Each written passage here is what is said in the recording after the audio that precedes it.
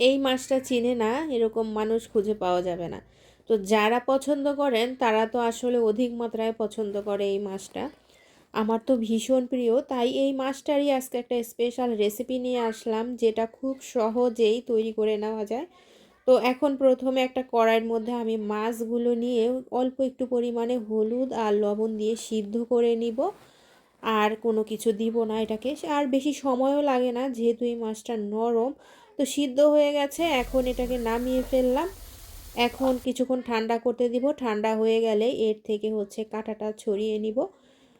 কাঁটাটাকে একদমই সোজা, আসলে কাঁটাটা ধরলেই একদম ছুটে চলে আসে আর মাছটা পড়ে যায়।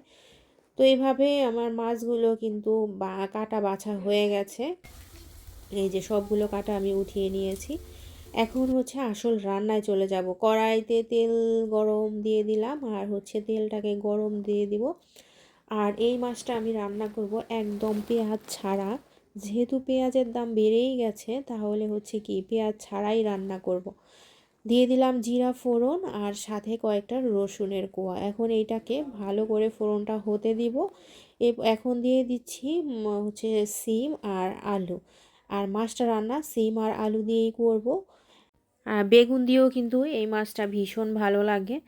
তো এগুলোর সাথে আমি আরেকটা জিনিস অ্যাড করব, সেটা আধা পাকা টমেটো কুচি দিয়ে দিব। এর সাথে পরিমাণ মতো লবণ। আমি কিন্তু আগেও মাছের সাথে লবণ ব্যবহার করেছি, এই জন্য এখানে অল্প পরিমাণে দিলাম।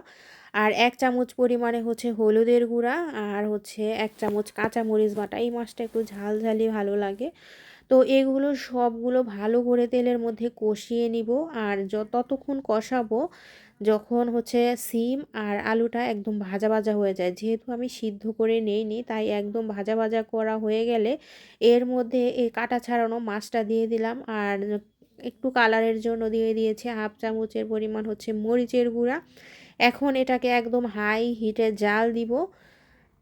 আর বারবার নেড়ে দিতে হবে, না হলে নিচে কিন্তু লেগে যেতে পারে। আমি একদম চুলার আঁচটা কিন্তু অনেক দেওয়া।